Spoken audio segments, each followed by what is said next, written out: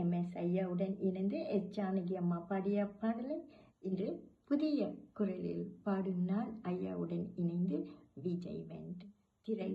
உல்லாச பயணம்.